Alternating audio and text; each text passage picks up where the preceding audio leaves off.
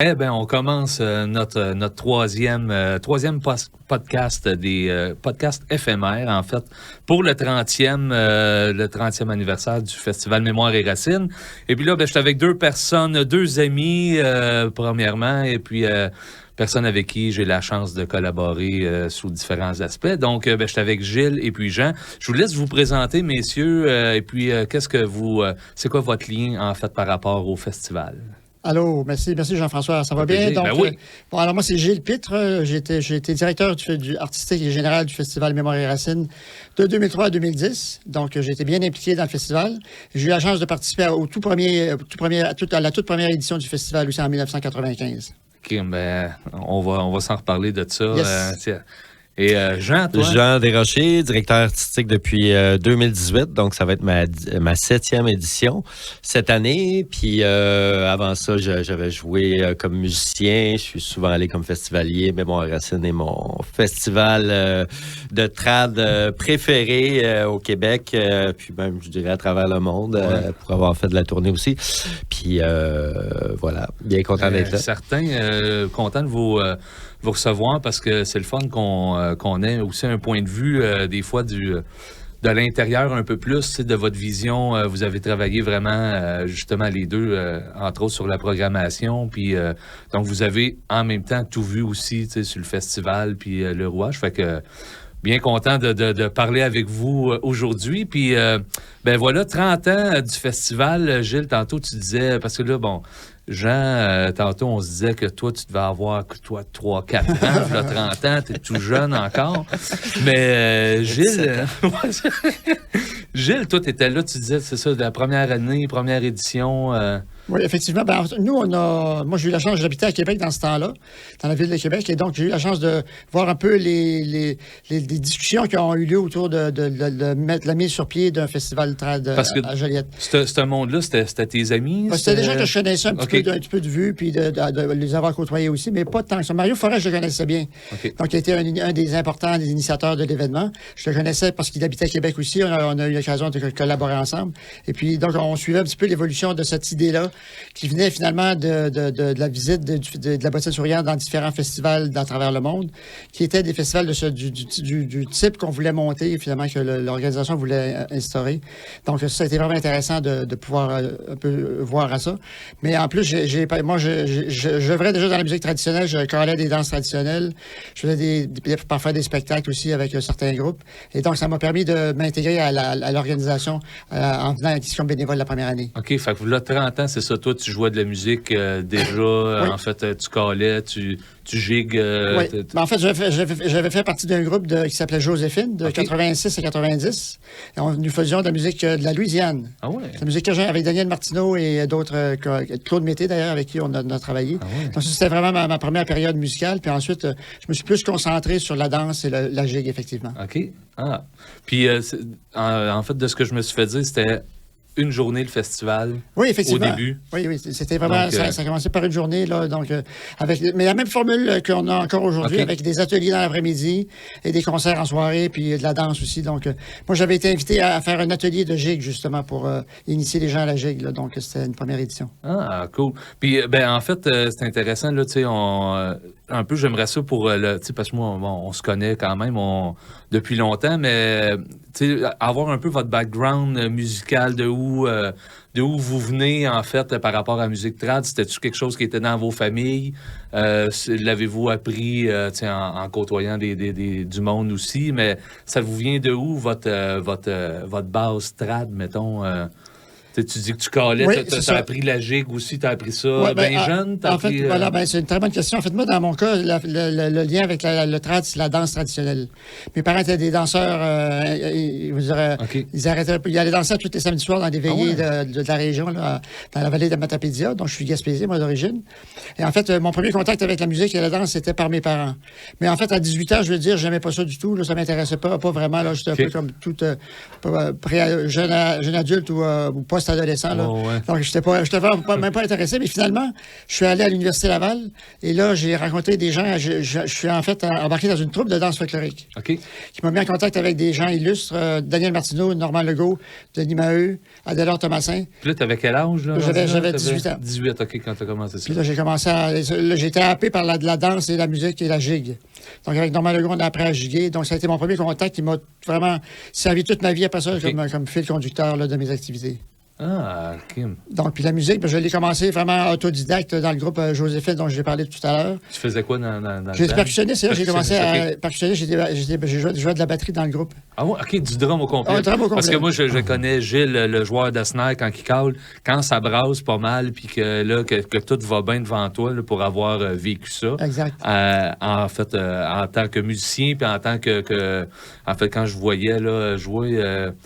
puis là, quand ça brasse, Ça part. Gilles, à un moment donné, c'est ça, ça te prend des balais. Exact. Puis là, le sniper, tu sais, fait que... Ah, mais je savais pas que tu jouais du drum avant. Oui, moi, je jouais, effectivement. Ah ouais. J'ai laissé ça de côté depuis longtemps, mais c'était une de mes carrières. 4 ans à temps plein, vraiment, OK. comme musicien professionnel. Donc, ça m'a permis de connaître les festivals, les groupes, les artistes, un peu les dessous du booking, de l'organisation de vente de spectacles. Donc, je connaissais les deux côtés de la médaille quand je suis arrivé à Mémoire-Racine.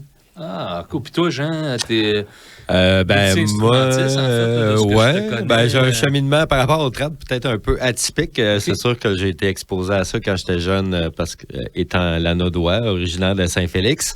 Mais après ça, quand j'étais allé à Montréal pour l'université, puis je suis resté là une douzaine d'années, là, je me suis plus intéressé aux musiques du monde, puis... musique sud-américaine. Je suis allé aussi quelques mois en Argentine apprendre le charango, tango et compagnie. Ah ouais? Fait que dans le fond, puis je jouais avec un groupe de musique d'Europe de l'Est. D'ailleurs, ma première prestation en Mémoire-Racine, c'était avec eux, Gadji Gadjo, qu'on avait joué sur une Ben toute oui. petite scène. Et je me souviens qu'on avait, je pense, fracassé le record de vente de disques. Ça avait pas mal pogné. Est-ce que tu te souviens en quelle année c'était? Non, moi, bonne question. j'ai de la misère avec Je- garder les années dans le passé, là, mais... Faudrait checker ces chandails que t'as. Ouais, Ouais. Ça peut être marqué dans le dos. hein. Exact. C'est moi qui vous avais programmé. Je pense que c'est à l'époque où j'étais. Oui, je pense bien. Ouais. Parce que c'est un groupe qui m'avait beaucoup marqué. Je trouvais que c'était vraiment des musiques du monde bien interprétées, très dynamiques, très joyeux aussi. Là, donc, c'était Ouais. une très, très belle formation. Fait que toi, t'avais pas c'était pas dans ta famille. C'était pas dans ma en fait, là, famille, t'avais pas- puis c'était plus dans vingtaine à Montréal, en fréquentant un jam du vice-versa, Ok. puis tout, puis C'est sûr que finalement... la il y a musique eu- du monde amène quand même une ouverture déjà aux oreilles de Ben de oui, ce genre-là, une ouverture, mais tu sais, elle m'a amené... je pense que je découvrais pas... j'avais pas saisi toute la richesse qu'il y a dans la musique traditionnelle puis dans la chanson traditionnelle québécoise. Puis souvent, c'est plus beau ce qui vient d'ailleurs. Puis, fait que c'est un peu ça le cheminement que j'ai eu pour finalement me dédier complètement à ça. Puis par rapport au festival, je pense que je voulais peut-être ajouter un petit quelque chose sur ce que Gilles parlait des débuts. J'étais pas là d'un début, mais chose très importante, le festival, les 2 ou 3 premières années, c'était tout sur une base bénévole, Absolument. y compris les artistes, Oui. y compris les artistes américains, là, des chums justement, des proches de la bottine, Pete Sutherland et compagnie, là, beaucoup de musiciens du Vermont venaient jouer parce qu'ils voulaient bâtir l'événement. Puis, fait que ça c'est beau parce que c'est vraiment né de la communauté. Puis je pense que ça contribue 30 ans plus tard il y a un esprit là, à Mémoire-Racine que tu Je pense retrouves qu'ils pas m'ont ailleurs. dit là. là, que la première paye, ça a été une affaire comme 75 piastres. Ah ouais, ça se peut.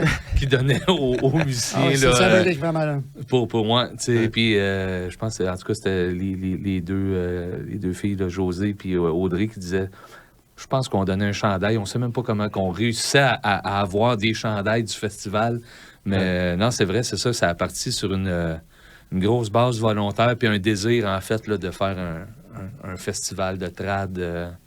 Vraiment.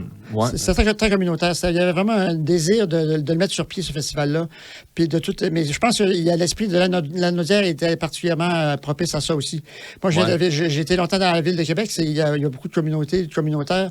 Mais quand je suis arrivé à Joliette, j'ai réalisé que l'aspect communautaire était très, très important. Ah ouais, Donc, ils pouvaient se fier sur toutes sortes d'organisations, des imprimeurs, des comptables ou des... Tout le monde embarquait dans Gesta, par l'affaire. exemple, qui était l'organisme qui faisait la comptabilité.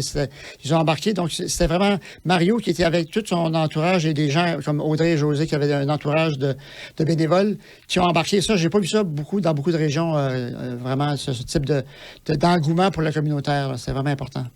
OK. Puis, en fait, là, dans le fond, là, tu dis, bon, Mario, t'es là avant toi. Toi, t'es arrivé en 2003. 2003, oui. Puis, c'était quoi un peu la situation du festival? Tu sais, quand t'es arrivé, est-ce que tu sais, t'es-tu arrivé, toi, avec une vision, avec quelque chose, dire, OK, j'emmène ça là? Ou tu t'es dit, ben, crème, tu sais, je prends ce qui est là, on essaye de tu sais, comment que c'était, en fait? C'est ça. En fait, l'organisme était déjà bien structuré, quand même bien organisé. Là. On était rendu à la 8e édition, je pense. Et donc, il y avait vraiment un background important. Là. Il y avait des choses qui étaient stabilisées. Mais il y avait besoin d'une structuration un peu plus importante au niveau administratif et au niveau organisationnel. Donc, moi, j'arrivais de Québec. J'étais dans une organisation qui s'appelait la Compagnie Anonymous. On avait du financement public du ministère de la Culture ou du Calque. Et donc, moi, ce que je voulais faire, c'était stabiliser finalement l'organisme pour que son financement soit plus stable et qu'il puisse, en fait, se développer là, puis faire des alliances avec différents organismes ou subventionneurs dans la région. Et moi, c'était une de mes forces, c'était de faire des contacts avec les différentes municipalités, les organismes, les villes, et aussi du côté ministériel pour pouvoir stabiliser financièrement l'organisme. C'est ça, côté subvention, c'est de quoi quand même qui est important dans le festival? En fait, on était dû. Là, en fait, le chemin avait été déjà tracé là, dans le sens qu'on avait déjà eu du financement par projet. Et moi, j'ai réussi à avoir un financement plus stable là, donc au fonctionnement. Et ça a permis d'avoir du personnel plus stable aussi, pour avoir besoin de se mettre sur le chômage l'été, par exemple, des trucs comme ça. Là. Okay. Donc, ça permettait d'être là à l'année et aussi de mettre sur pied une série de concerts pendant toute l'année aussi. Oui, c'est ça. À un moment donné, il y a eu comme la programmation hors festival. Exact. Mettons, là. Donc, on trouvait ça intéressant de faire ça à cette époque-là parce que ça permettait de garder la flamme active pendant l'année, là, pas juste pendant l'été. Là. Mais en fait, ça s'est avéré difficile quand même à un certain point de vue. Là. On a fait des collaborations avec le Centre culturel et maintenant, on s'est concentré finalement plus sur le volet au Parc Bosco, au festival et le développement du centre-ville aussi. Oui, OK. Fait que toi, c'est ça, parce que là, toi, à cette heure, tu es à la programmation. Fait que il y a encore ça. C'est Avant, c'était... Avant que je sois en poste, c'était un directeur ou une directrice générale et artistique. C'était la même personne. Comme le même poste que toi, tu avais. Oui, c'est la même structure que quand j'étais là. Puis quand j'ai été engagé, ils ont comme splitté ça en deux. Donc, moi, j'ai eu le poste de direction artistique, la chasse-galerie de la direction générale. OK. Puis, il y avait toujours le conseil d'administration, évidemment. Là. Fait que ça toi, ça te permettait de te concentrer sur...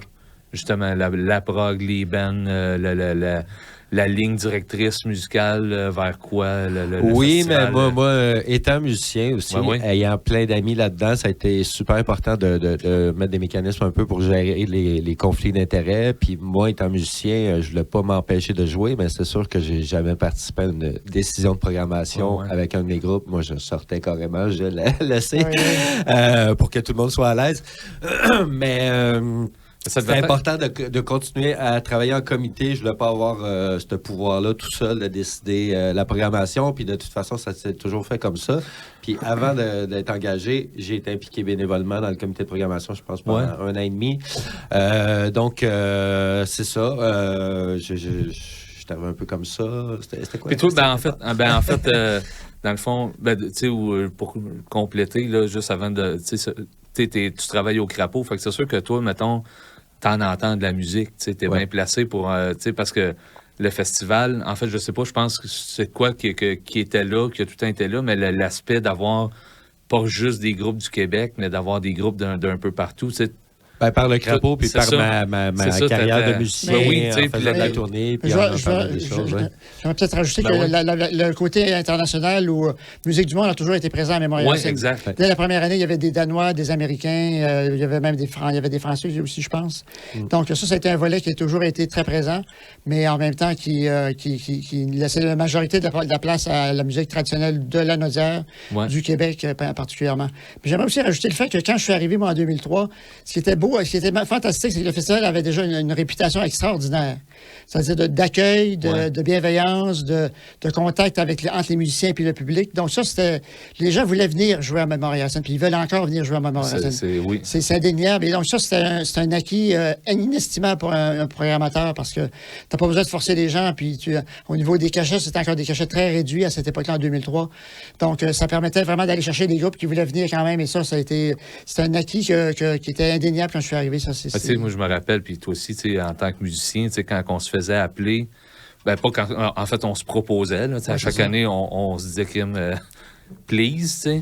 Mais moi, je me rappelle, puis je l'ai encore, tu sais, quand tu te dis, ben là, tu vas faire la grande scène, tabarnouche que ça, c'est une tape dans le dos de genre, tu sais, en tout cas, moi, je l'ai tout le temps pris par...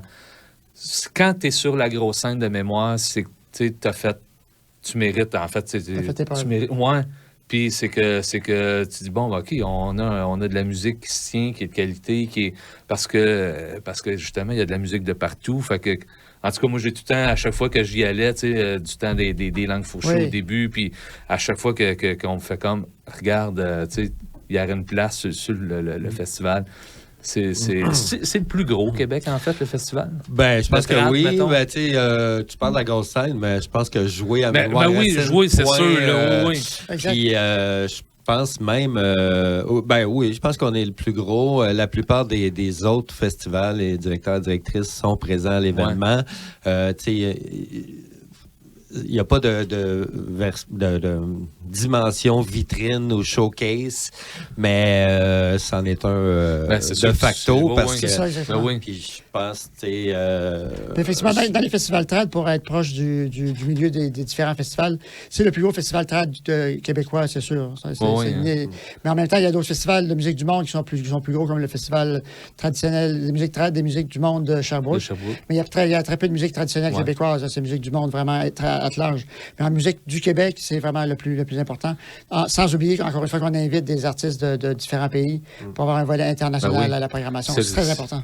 Tu sais, ce qui est le fun dans la programmation, quand il y a ça aussi dans les shows, les tentes, puis tout ça, c'est le mix aussi que vous faites autant dans les ateliers où on est invité aussi personnellement. Ça aussi, c'est le fun.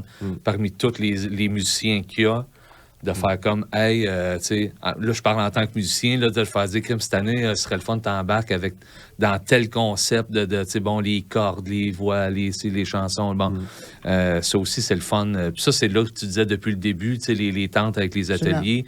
Il y a de quoi que, je sais pas si c'est quand tu étais en poste, mais il y a le cornet acoustique qui est comme un peu un upgrade de la tente normale, en fait, là, qu'on peut entendre. Oui, ben, je pense que c'est une scène un peu mythique du festival, mais tu sais, je pense aussi... Mais tu sais, dans sa forme, là... forme, son emplacement sur le bord de la rivière, tu sais, on s'entend, la mémoire et racine, c'est très familial, mais on peut aussi se coucher très tard et faire la fête, et tout ça cohabite très bien. Mais tu sais, c'était quand même tellement un classique d'aller comme festivalier à mémoire et racine et de passer son dimanche après-midi, mettons, un peu fatigué de la veille, mais écrasé dans le gazon à écouter des spectacles au cornet. Fait que, le cornet, c'est sûr que ça c'est une scène importante. Je l'ai rajouté tantôt, on parlait de le rôle, l'importance du festival, mais il y a beaucoup d'artistes, je pense aussi, on est vraiment à l'affût, je pense, puis on essaie de couvrir toutes les déclinaisons du trad, autant des affaires très, très authentiques, un son de cuisine, des affaires plus expérimentales, mais aussi la relève. Puis je pense quand même, c'est pas pour se vanter ou quoi, mais je pense qu'il y a quand même plusieurs artistes de la relève qu'on était souvent dans les premiers à programmer, puis après ça, on les retrouve dans d'autres festivals. Je pense dans les dernières années, il n'y aurait pas eu besoin de nous autres pour faire ça, mais un gars comme François-Félix Roy, qui est tout jeune, je pense qu'on lui a donné une de ses premières chances, puis avec raison, parce que c'est un très grand talent. Je pense à la déferlance. Il y en a plusieurs des groupes comme ça, puis... c'est ça, on essaie... Ben, aussi, en étant musicien, dans la danse, c'est un petit milieu, puis on sait quand il y a des projets qui se préparent, il y a un album qui va sortir, le monde... Fait que, tu sais, ça, c'est un avantage aussi parce que ça l'enrichit, je pense. Je pense de quoi aussi qui est arrivé avec le temps, là, tu sais... peut-être qu'il l'avait déjà, mais tu sais, ce qui est le fun aussi, c'est qu'il y a une belle... oui, tu sais... c'est sûr, on s'entend, la chanson prend beaucoup de place, mais il y a de la danse, il y a les sets de danse, il y a les soirées de danse dans le parc Bosco, il y a des conteurs, il y a la série jeunesse là, que j'appelle, là, avec le... Tu sais, il y a beaucoup de variétés, en fait, de trucs qui sont à faire dans vos programmations que vous avez montées et faites. Ça, c'est peut-être une démarque aussi peut-être des autres quand même. Puis il faut pas. Il y en a du compte dans d'autres festivals aussi. Puis il y a des festivals de compte aussi spécialisés. Oui. Puis nous, on a une offre assez large de tout ça finalement. Une scène dédiée au conte, une scène dédiée à la jeunesse, une scène dédiée au corps acoustique ou bien aux ateliers. Donc, c'est le volume d'activités et le choix que les festivaliers ont à se mettre sur la dent qui est vraiment important là, par rapport à peut-être à d'autres événements. En tout respect pour la programmation de tout le monde là, qui est très important. Oui, non, mais Puis on a aussi la chance d'être dans la Nodière. Ah oui. Je dis pas que Mémoire et Racines, c'est le seul festival comme ça, mais Mémoire et Racines, c'est pas juste un festival, c'est un happening. Puis une des grosses raisons pour ça, c'est le public qui est là, puis c'est le public de base, la Naudois, qui chante beaucoup. C'est aussi le rendez-vous de la tradition un peu au Québec. Il y a du monde, il y a des amitiés qui se sont formées là, puis des bonnes amitiés, mais ils se voient une fois par année au festival. Ils sont contents de se retrouver. Mais avoir un public que ça chante encore dans les familles ou qui s'intéresse, je veux dire, ça s'invente pas, puis ça, on est chanceux, c'est ici. Fait que, on jouit quand même de cet avantage-là. Là. Ben, puis il y a de quoi, je sais que ça se fait aussi dans d'autres festivals, mais on en parlait tantôt un peu avant de commencer le podcast, les fameuses soirées, là, les après-shows, les jams, je pense que pour les personnes aussi qui viennent de voir les artistes, je veux dire, qui sont vraiment... Moi, c'est sûr, c'était comme j'avais des idoles là-dedans, mais tu sais, que tu vois après, que tu joues de la musique, il y a une proximité artiste et public et gens, tu sais, qui est vraiment là, assez forte, qui est vraiment tripante, là, tu sais, fait que le monsieur, madame, tout le monde qui vient, qui chante des chansons dans sa famille peut s'asseoir avec un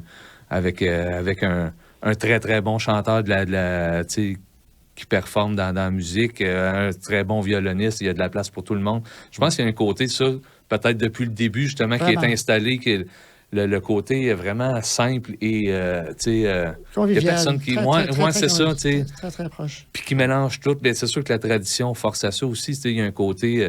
mais je pense qu'il y a une belle ouverture. Il faut mentionner que le site est exceptionnel pour faire ça aussi. Le choix du site du Parc Bosco par les fondateurs de l'événement, c'est fantastique. Et que ça fait 30 ans qu'on est là, on ne veut pas bouger de là.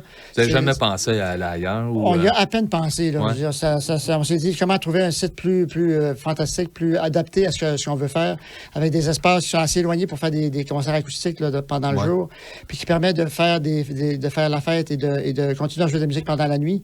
C'est assez rare. Là. Je veux dire, il n'y a pas beaucoup de parcs qui permettent qui autorisent ce type d'activité-là après 11 heures. Mais comme c'est en acoustique, comme s'il n'y a pas d'amplification, il n'y a pas de problème. Le son ne va pas déranger les voisins, donc il n'y a pas de problème. Donc, le site, il fait beaucoup, puis ça, c'est un choix qui était vraiment judicieux dès le départ là, en 1995. Y a-tu pensé? Avez-vous... non, hein, c'est fait, vous restez là, puis... avez-vous été question c'est vous avez... Non, c'est vrai, il y a tout, tu sais... Avec la rivière qui passe juste à côté, là, je veux dire, c'est... tu sais, les places pour manger, il y a les... En tout cas, non... c'est vraiment un bon rêve. Oui, exact. Moi, pour y aller avec la petite famille, quand il fait chaud, parce qu'on pogne des fois des journées, là, Ben, crime, c'est aussi niaiseux qu'il y ait les jeux d'eau pareil pour les plus jeunes. Tu y vas une petite heure, ça permet de retourner aussi au festival. Mais non, c'est vrai que le site est débile là, pour ça. Puis, mettons, dans vos programmations, vous autres, dans vos souvenirs, mettons une question qui serait comme en double. Y a-t-il un artiste que vous avez été super fier de booker ou de trouver, de faire comme ça, mettons, quand cette année-là, quand on a réussi à booker cette band-là, ou y a-tu un artiste qui vous, dépendant que toi que tu étais sur la programmation, toi tu l'as encore, y a-tu un artiste qui vous flash et comme en sous-question, ça a été lequel votre artiste, mettons, par votre expérience, quand vous étiez au festival, là, peu importe, étais-tu en poste ou pas en poste, y a-t-il un show qui vous a marqué ou que vous faites comme, crime, il fallait bien qu'on soit là en mémoire pour vivre ça, t'sais? C'est une bonne question parce qu'en 30 ans de programmation, ça fait. Moi, j'ai assisté à une bonne majorité des éditions. Là. Faire un choix, c'est pas facile, mais je vais faire un choix en deux volets. Ouais. Un choix de musique traditionnelle québécoise puis un choix de musique du monde. Très bonne idée. Parce que moi, j'ai été très. Comme dans ma carrière musicale, j'ai aussi visité beaucoup de festivals de musique du monde. Donc, j'ai toujours eu vraiment un intérêt marqué pour ça. Là.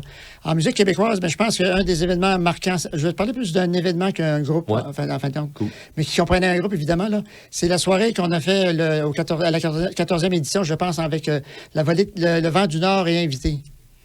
Donc ça, c'était une programmation où il y avait invité différentes personnes à chanter différentes chansons. Donc Bernard Simard était embarqué dans le groupe. Et puis, ce qui avait été marquant, c'est qu'il avait fait un orage épouvantable juste avant le spectacle. Donc il y avait un groupe qui jouait avant, qui s'appelait Lubo Alexandrov. Comment dire? Cabao. Lubo Alexandrov. Lubo Alexandrov, exactement. Qui jouait avant le Vent du Nord, qui avait dû cesser son spectacle parce qu'il pleuvait, là. C'est horizontal, il ventait, puis c'était un orage. On avait dû tout arrêter l'activité. Et en plus, on avait un enregistrement de Radio-Canada en même temps. C'est ça, ils enregistraient le show. Qui captait le show pour le diffuser sur les ondes de la chaîne culturelle, ça s'appelait à ce moment-là. Ils ont fait un album avec ça. Oui, c'est ça. Effectivement, il a fait un album avec ça. J'avais été jouer quelques tonnes au violon avec eux. Voilà. Et donc, ça avait failli être annulé, finalement. Et miracle, la température s'est remise au beau temps vers 10 heures. Et on a pu faire le spectacle qui était mémorable. On était fous derrière la scène. Et l'enregistrement a pu se faire aussi. Là. Donc, ça, c'est un de mes coups de cœur là, au niveau d'un spectacle. Puis, il y en a un autre. Je t'en tenais un autre quand même au niveau du Québec aussi. On avait réussi à monter pour le 15e anniversaire un spectacle avec la volée de Castor et la Symphonia de la Naudière. Moi, j'étais intéressé par la mixité, par le mélange des genres. Et comme j'étais en contact avec Stéphane Laforêt de la Symphonia, on avait réussi à monter un spectacle trad symphonique. Donc, il y avait une trentaine de musiciens sur scène. Ça, c'était sa scène sur la scène principale. OK. Donc, c'est le spectacle spécial du 15e anniversaire. Donc, ça avait été vraiment un coup de cœur aussi pour moi parce que je trouvais que c'était Après, il s'est fait beaucoup d'expérience au niveau du classique. Là. Il y a eu beaucoup de collaborations avec les musiciens et le classique. Mais à cette époque-là, c'était quand même assez nouveau là, que ça se faisait. Là. Et puis, en termes de musique du monde, je vais aller rapidement. Moi, mon coup de cœur en musique du monde, c'est en blues, c'est Harry Manx. Ah oui.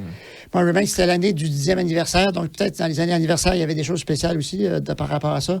Donc, il y a un bluesman de la Colombie-Britannique là, qui jouait de la Mohan Vina, donc un instrument hybride entre un sitar et une guitare. Okay. Et donc, il m'avait vraiment impressionné. Là, donc, tout seul sur la scène, il avait été chercher vraiment le pouls du public et avait vraiment été très, très bien accueilli. Puis moi, j'avais adoré son spectacle. Là.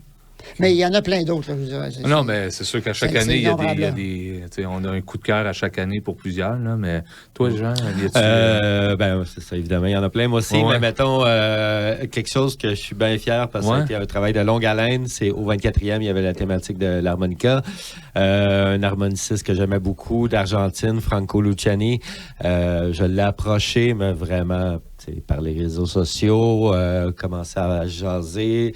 Hey, ça se pourrait-tu venir, mais tu sais, c'est sûr que Mémoire Racine, oui, les conditions des artistes se sont améliorées, mais on n'a pas les moyens de payer des billets d'avion pour un groupe qui vient d'Argentine.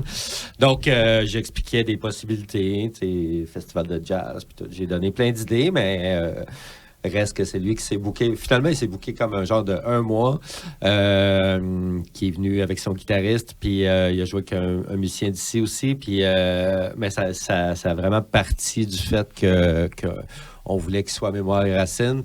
Puis il a même fait un concert à la maison par après à Joliette aussi. Tu sais, c'est vraiment un grand joueur d'harmonica, de tout style confondu. Fait que ça a été un gros travail quand même. Aussi, Talisk, au 25e, trio écossais, moi, c'est plus le... Je les avais jamais vus en show. Je savais que ça punchait, comme on dit, mais tu sais, c'est un trio de musique instrumentale qui a une énergie de band de rock puis qui fait lever la foule. Ça a été incroyable. Il y avait du score ce soir-là aussi, d'ailleurs.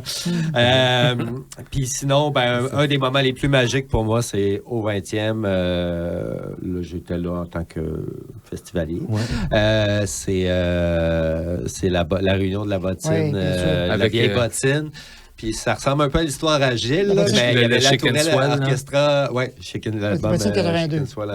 Intégral, Bottine 82. Il y avait la tourelle orchestra juste avant eux. Il y a eu un super gros orage. Tout le monde s'est réfugié en dessous de l'abri-bouffe. Je me rappelle, Puis ça a duré 15-20 minutes. Après ça, gros soleil. l'arc-en-ciel, L'arc-en-ciel, puis ouais. toute la bottine qui part, c'est plein de monde un dimanche soir, du monde qui braille parce qu'ils vivent de, tu sais, on vit des grosses émotions, là. Puis en fait, non, Mais puis ça s'en était. c'était le fun de voir tu sais, la réunion de cette gang-là qui quand même, tu sais, parce que malheureusement, il y en a un qui part tu sais, de la communauté trad des musiciens. Tu sais, il y a du monde qui décède tu sais, de temps en temps. Ah oui. Tu sais, on a perdu des gros. Puis là, de voir que on pouvait avoir quand même encore le même tableau Ah, ça. avec ces mêmes gars-là. Ouais. Tu sais, Ouais. ça, c'était une belle, un beau moment de festival, en fait. Ouais, vraiment. Puis, y a-tu, c'est quoi l'aspect tu sais, parce que vous touchez à tout, tu sais, Gilles, t'étais sur la programmation autant que sur tu coordonnais tout ça. Question à vous deux, c'est quoi qui est votre chose que vous aimez le plus faire dans votre travail, en fait, que tu as fait puis que tu fais présentement? C'est quoi que tu dis... Kim, ça, à chaque année, tu sais, c'est sûr que quand vous finissez... En fait, il y a quelqu'un, à un moment donné, je pense, qui t'avait posé la question, tu sais, Kim, l'été, tu sais, genre, au Festival Mémoire et Racines, on est quasiment rendu à la fin de l'été. Puis, je sais pas si tu te souviens, mais ta réponse avait été, ben moi, je trouve que l'été commence avec le Festival Mémoire et Oui, Racines oui. parce que vous avez de la job sans bon sens Ouais, avant ouais. le festival, tu sais. Fait que j'imagine que après ça, il y a comme... Il y a le temps, quand ça passe, ça fait comme « Yes, OK, on a une belle édition ». Mais c'est quoi que, tu sais, après ce temps-là, là, vous faites comme « Ah, j'ai hâte qu'on retombe là-dedans puis qu'on recommence à retravailler ça ». Quel aspect vous plaisait le plus? En fait, s'il vous plaît? il y a deux volets. Moi, il y a encore deux volets à cet aspect-là. C'est vraiment le vertige d'une page blanche pour la programmation. Ah oui, hein? Donc là, vraiment, tu arrives au mois d'octobre, novembre, puis tu as une page blanche, puis là, tu as de quoi à créer, à monter avec tes collègues du comité de programmation. Ça, c'est un moment très, très, très chargé parce que tu dis, là, on en refait un autre, là, puis on va renouveler, on va essayer de renouveler la formule un petit peu. On va essayer de trouver, dénicher le plus possible les artistes intéressants pour cette année-là. Ça, c'est un moment clé dans mon année, ça, c'est sûr. C'était un moment clé. Mais le moment le plus trippant pour moi, c'était vraiment quand il y avait une communion vraiment géniale entre le public et les artistes, sur la grande scène en particulier, et aussi dans les ateliers. Puis je me souviens d'un moment qui était... parce qu'il y en a toujours des moments inattendus, tu seras d'accord avec moi, Jean. On programme des choses, on imagine que les gens vont aimer ça, mais jusqu'à quel point ils vont aimer ça, on peut pas le deviner d'avance. Ouais. C'est la magie s'opère pendant le festival. Et un des moments forts que je me souviens aussi, c'était les Gitans de Sarajevo. Donc ça, c'est un band de musique de Yougoslave, là, donc de Sarajevo, de Montréal, mais issu de la communauté de Sarajevo. Et en fait, que j'avais été voir en spectacle à Montréal, qui avait une ambiance terrible là, dans un bar, dans une petite salle de spectacle de Montréal. Et on les a emmenés sur la scène principale le samedi soir, juste avant les Charbonniers de l'Enfer. Et ça a cassé la baraque complètement. Les gens ont été extraordinaires par rapport à ça. Et là le public a embarqué. Les musiciens ont décollé aussi. Puis là, il y a une communion vraiment là, que tu souhaites toujours voir se produire pendant un festival. Là. Ça, c'était vraiment Ouais, c'est ça. Là, tu fais comme là, réussi. la job est faite. Là. Ouais, ça, ouais. c'est vraiment... Ça, c'est la paye. La grosse paye est vraiment là. Puis toi, Jean, y a-tu quelque chose Un peu comme Gilles, la page blanche à l'automne, Ouais, c'est quand on le fun, ça, commence, puis on essaie de dresser les lignes de ce que ça va être dans l'année, mais en même temps, je veux dire, faire des programmations, souvent tu as un plan A, puis ça devient un plan D ou E, qui est aussi bon que le plan A, c'est juste que tu n'y as pas pensé au début. Fait que des fois, on pense à des thématiques ou, tu sais, des lignes Des lignes directrices, de vision un peu, artistique pour l'année, mais... Finalement, à force de la disponibilité des gens et des artistes et compagnie, ça s'en va pas là, pas en tout, mais ça se fait de manière organique. C'est toujours aussi super important, on se le rappelle souvent, qu'on fait la programmation pour le monde, pas pour nous. Ouais. C'est sûr qu'on amène des propositions, mais tu sais, Gilles, quand je rentre en poste, il m'a dit tu vas en entendre, tu t'en prends puis t'en laisses. Avec raison, parce que le festivalier, il aime tellement d'amour, ce festival-là, que chaque festivalier est un peu un directeur de programmation, a sa vision de ce que devrait être Mémoire et Racines. Puis, c'est pour ça que vous passez vite en carte, pour qu'on vous arrête trop. Exactement. Hey, j'aimerais ça. L'année prochaine, pourriez-vous faire ça? Mais en fait, j'étais directeur du Centre culturel de Joliette, c'était la même chose. Là. Ah ouais. Les gens te font des commentaires. Il faut que tu sois prêt à vivre avec ça parce que ça fait partie de la job. Là, ça, y a pas tout. Puis on est un comité, on fait du mieux qu'on peut. Puis jusqu'à maintenant, le festival tient la route. Donc, je pense qu'on n'a pas fait une si mauvaise job. Ah non, pas en tout. Puis c'est établi, je crois. Là, non, le festival est là pour un bon bout. Là. Fait que ça, puis ben, c'est sûr quand l'événement se passe, là, quand t'es dedans, ça déboule vite, puis ça passe très vite, mais en même temps, il se passe toutes sortes d'affaires. Il y a une espèce d'excitation dans la semaine avant. Moi, je dis souvent comme exemple, c'est le même feeling que quand j'étais un petit gars, puis avant Noël. Là, Mémoire racine, c'est ça. Puis la semaine d'après, les 2 semaines après, t'as comme un blues, mais un beau blues. Là, t'as plein de souvenirs. Il s'est passé ça. On l'a évoqué tantôt, là, les jams, les cercles de chansons en fin de soirée. Je veux dire, ça, c'est de la magie organique. On ne sait jamais ce qui va se passer. Même des fois, on a essayé de les organiser un peu, les cercles de fin de soirée, mais non, il faut que ça se fasse tout seul. Puis c'est comme un deuxième show qui commence. Fait que, ouais. Je sais pas jusqu'à quel point dans les autres festivals, oui, il y a des jams dans les festivals trad, là, mais vraiment, il y a quelque chose. Mais en fait, je sais pas si le fait, parce que oui, il y a beaucoup de jams qui se font là, où il y a les trucs, les tables pour manger, puis tout ça, à l'abri, mais c'est les tentes aussi. C'est tout ce qui se passe en...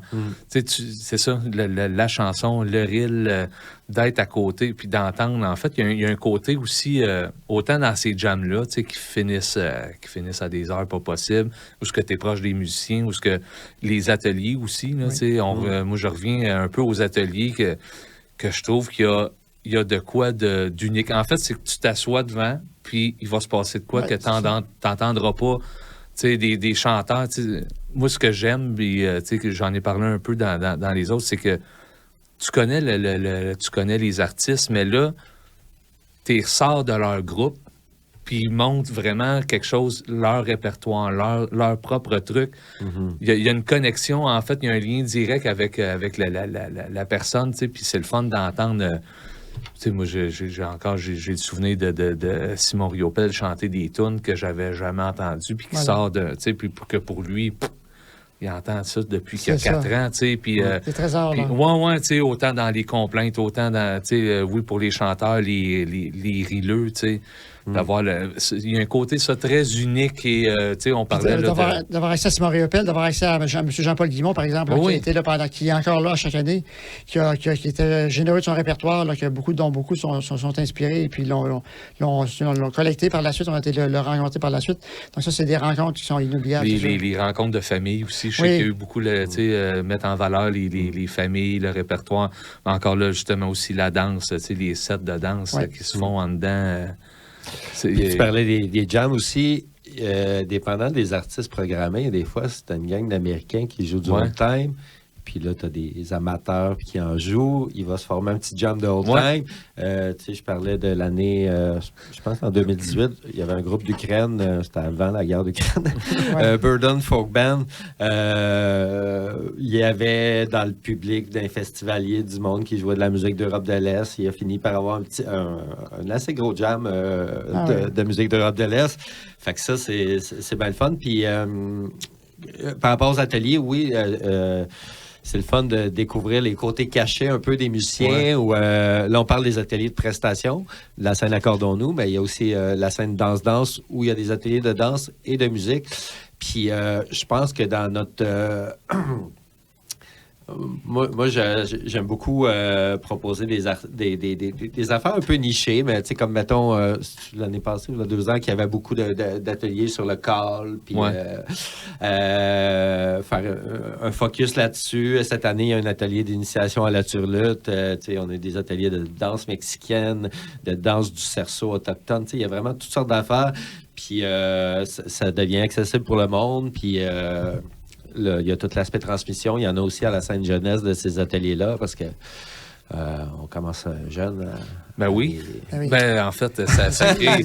la relève est là. Ben oui, tu sais, non, mais pour vrai, tu sais, il n'y a rien de mieux que que justement on parlait... Ça se fait naturellement, les gens sont sur le site, oui. puis ils se promènent d'une scène à l'autre, ils s'en mettent pas compte, les jeunes qui se font finalement, contaminés par ce qui se passe autour d'eux autres sans le savoir. C'est ça qui c'est merveilleux. Moi, mes enfants sont allés à beaucoup d'éditions aussi, puis même si à 17-18 ans, ils étaient plus intéressés par cette musique-là, ils ont été vraiment imbibés de l'esprit puis du style de musique, donc ça reste pour toute la vie, c'est vrai. Ah oui, certain. Puis, mettons, cette année... Dans la programmation, si on parle, là, ceux qui font comme Kim, ce serait le fun peut-être d'y aller. Y a-tu quelque chose, mettons, tu dis Kim, ça, cette année, c'est un beau moment fort qu'on va mettre. Y a-tu quoi dans la programmation? En fait, tu sais, qu'est-ce qu'il va y avoir de spécial, mettons, les shows le soir? Y a-tu que il y en a plusieurs, mais c'est sûr que... L'extérieur, mettons, qui vient de l'extérieur cette année? Qui vient de l'extérieur? Moi, quelque chose que je suis très fier, c'est la Mal Coiffée, qui est un groupe de femmes qui chantent a cappella, elles jouent toutes de la percussion. Elles viennent du sud de la France, elles chantent en occitan. Ça fait quand même quelques années que je travaille sur le coup. Et je savais aussi que, entre autres, Josiane Hébert de Galant, tu perds ton temps, était une grosse fan. Fait que moi, mon rêve, c'était de programmer les deux groupes la même année. Fait qu'il va y avoir d'ailleurs un atelier, puis des petites surprises dans le festival, mais il va y avoir des collaborations. Fait que ça, c'est sûr que c'est quelque chose dont je suis très fier cette année. De l'extérieur, il y a un groupe de Toronto aussi, Mosquito Bar, qui est un band vraiment multiculturel, là, avec un Irakien, un Français, un Syrien. En tout cas, c'est vraiment, ça vient c'est un peu la tour de Babel, ça, c'est une idée de Gilles. Puis je pense que ça va être une belle surprise pour les festivaliers. Souvent, les groupes de musique du monde, ils font un effet bœuf. En fait, c'est moi, l'aspect justement qui m'a tout le temps plu, c'était ça, là, c'est de voir à chaque année, que qui va venir cette année de l'Europe, c'est qui le band de Bluegrass, c'est qui, c'est sûr qu'à chaque année, parce que les bands du Québec, on se connaît, on est musiciens, on se connaît tous entre nous autres, c'est le fun de se revoir, mais après ça, c'est le trip, c'est qu'est-ce qu'il y a de nouveau, à se mettre dans les oreilles, mettons, là. Puis cette année aussi, il y a quand même toujours des petites sous-thématiques. On peut dire qu'il y en a une française. J'ai parlé de La Mal Coiffée, mais il va y avoir aussi La Belle Équipe avec Roland Brou, un des plus grands chanteurs bretons, qui a un groupe, c'est 2 Bretons, 2 Québécois. Ça va être très le fun. Puis il y a une petite sous-thématique acadienne aussi, avec Nicolas Boulris, Olivier Demers et Robert Deveau qui ont fait l'album Art populaire. Donc là, c'est l'Acadie, c'est Chétican au Cap-Breton. Ensuite de ça, il va y avoir Steve Poirier, Violonneux des Îles, de la Madeleine. Il va y avoir Nadine Landry avec le Winston Band. Là, c'est plus musique d'inspiration de Louisiane. Fait que il y a ça qui va être très intéressant. Moi, je suis très fier aussi que Galant ferme le samedi soir parce que à ma connaissance, il n'y a jamais eu un groupe de femmes qui a fermé le samedi. Puis elles le méritent, puis elles vont le combler amplement. Pour moi, la chanson a cappella, même s'il n'y a pas d'instrument, il y a du tapage de pied, de la percussion, mais c'est aussi puissant que quand il y a plein d'instruments, parce que c'est la trance, c'est la basse, on le voit dans les cercles de chansons, dans les de chansons. Fait que ça, j'en suis très fier aussi. Écoute, il y a plein d'affaires. De temps en temps, la réunion, la bottine avec qui viennent de lancer un nouvel album, avec 3 anciens membres. Je pense que ça va bien fédérer autant les amateurs plus de vieilles bottines, les amateurs plus de nouvelles bottines et ceux qui aiment les deux. Fait que pour fermer le festival, je pense que ça va être super beau. Les mononcles, on les voit moins les dernières années. Ça, c'est très cool, ça aussi. Faut pas oublier que toute cette gang-là, c'est eux autres qui ont parti le festival. C'est la vieille garde. Puis comme tu le mentionnais tantôt, malheureusement, dans les dernières années, il y en a qui partent. Fait que on est chanceux quand même. Je veux dire, ça doit être un peu la même chose que moi. Là. Je veux dire, c'est nos inspirations pareilles. Oui, exactement. Oui. Puis, tu sais, assez qu'à un moment donné, on s'en parlait. Puis là, tu sais, on se disait, crime, ça serait le fun éventuellement que de temps, tu sais, mettons, dans le festival, là, qu'il y ait, mettons, l'heure à Jean-Paul Loyer. Tout le monde jam des tunes à Jean-Paul, 1 heure mettons, de Gilles, de Serge, tu sais, où ce qu'on chante du répertoire. Ouais. Parce que le festival, je trouve qu'il offre ça aussi, il offre une belle possibilité de se rappeler de ce monde-là aussi, tu sais. Puis les jams font ça aussi, qu'il y a une mémoire qui se perd pas de... Puis quand tu parles des possibilités, des possibles, je bifurque un peu, mais ça me fait penser aux capsules qu'on fait avec la Fabrique culturelle. Ouais. Entre autres, moi, je travaille avec Patrick Douville, qui est en charge de ça. Puis à chaque année, ça, c'est comme un des petits bonbons pour moi du festival, de penser qu'est-ce qu'on va faire, parce qu'on a fait des mélanges vraiment inusités, là, genre Robert Legault, joueur d'harmonica, qui est décédé récemment, malheureusement, mais avec Dan Mongrain de Voivode. Ouais, oui, je l'ai vu. Ça, c'est folklore, une version de la Zigazon avec le chanteur d'origine, André Marchand, mais complètement multiculturel, avec une Wendat, une Mexicaine, un Brésilien, un autre Québécois aux percussions. On a fait quelque chose du genre aussi avec Davy, avec une chanteuse d'origine africaine, un joueur de oud. Fait que c'est ça, moi, c'est ces mélanges. Il y a ça au festival, il y a cette ouverture-là, puis... c'est le fun de voir que ça évolue, le festival, il grossit. Ça a une belle ligne de ce que c'était quand tu es arrivé, puis quand tu étais là, où ce que c'est rendu. Je trouve que ça vieillit très bien, le festival, je trouve. Puis, mettons, là, on s'en va sur peut-être là, le dernier petit bout ensemble, mais j'aurais peut-être... est-ce que vous avez, mettons... pas une vision, mais comment vous voyez votre festival mettons, dans 10 ans, tu sais, puis là, ça, c'est une question très hypothétique, là, où, tu sais, le trouvez-vous juste parfait présentement, puis que, tu sais, c'est comme si on laisse pousser la plante qui pousse déjà super bien. Avez-vous... t'as-tu, toi, mettons, quelque chose à dire, crime, j'aimerais ça qu'on pousse encore plus, tu sais, tel aspect du festival ou tel aspect de la musique ou de l'art en général, ou, parce que tantôt on parlait, bon, t'as des trucs autochtones, il y a une ouverture sur la tradition au sens un peu plus large. Y a-tu quelque chose, vous autres, que vous dites, crime, dans 10 ans, ça serait cool, ça? Ben, je parlerais peut-être pas en termes de grosseur de festival ou quoi, mais...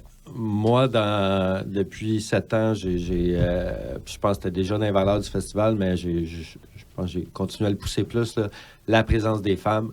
Il y a vraiment plein de bonnes artistes. C'est sûr que dans la vieille garde, si on veut, la génération soixantaine et plus, il y en avait moins, fait que c'était un peu difficile de le faire. Il n'y en avait pas. Mais de leur donner la place qu'elle leur revient. Fait que ça, j'espère que ça va continuer juste à croître. Sinon, la présence des artistes autochtones aussi, je trouve que c'est toujours un beau plus. Mémoire et racines, je veux dire, mémoire, les racines, ils étaient là avant nous. Là. Moi, je trouve que c'est super important de leur faire une belle place aussi.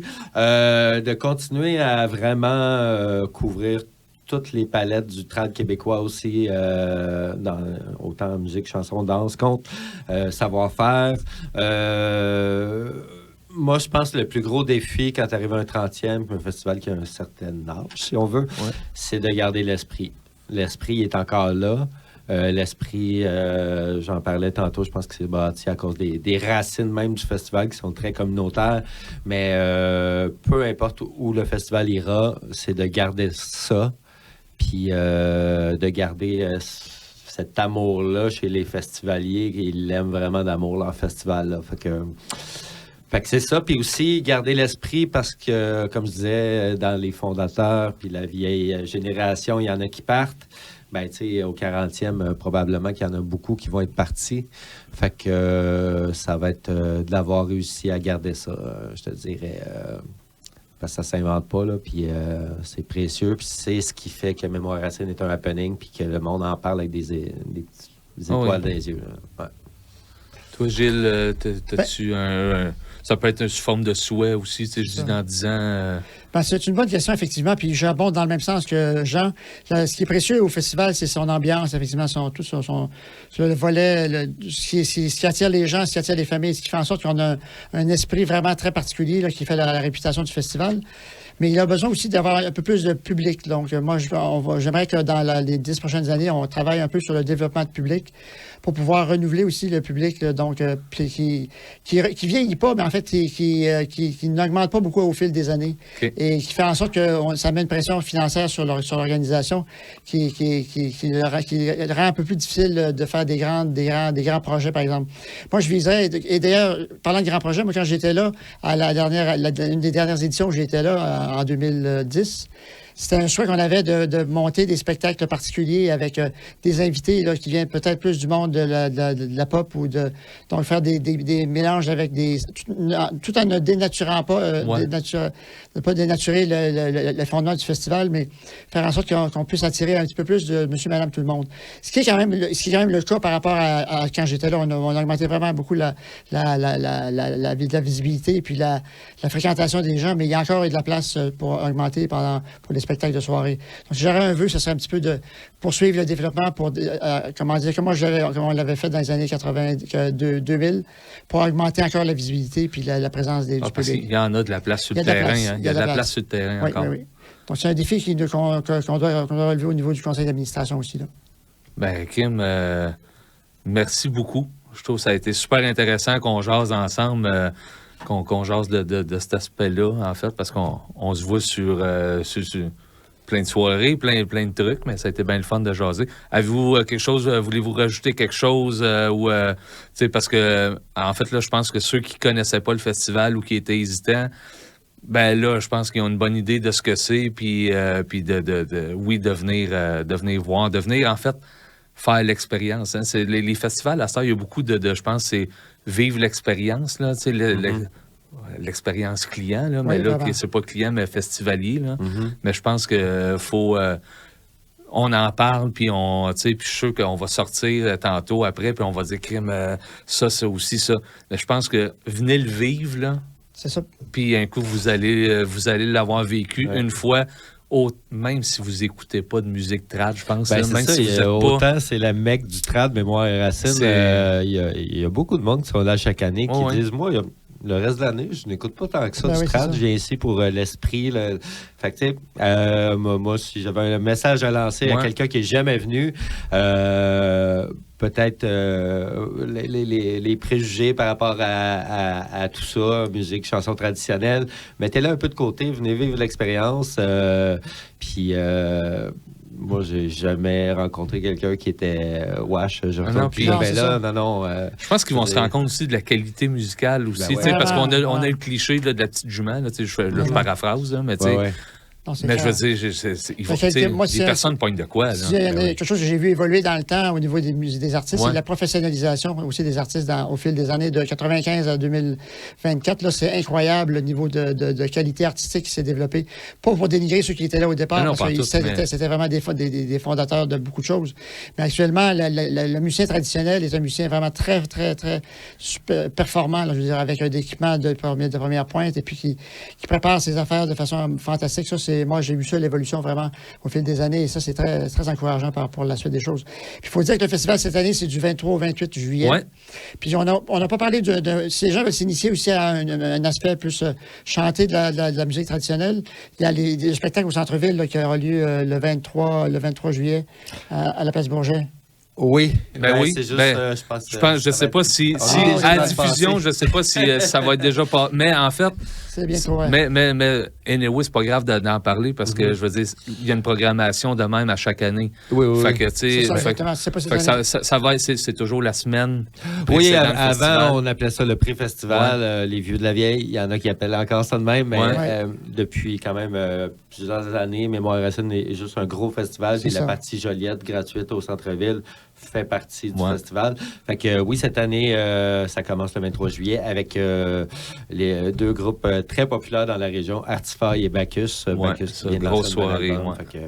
Centre-ville. Fait que écoutez, merci beaucoup les gars. On se revoit au festival. Absolument. On se revoit au festival. Fait que voilà ce qui conclut notre troisième podcast éphémère. Eh bien, bon festival tout le monde. Et puis au plaisir, en espérant que ça va avoir donné le goût à tout le monde de venir voir ça. Merci. Merci beaucoup.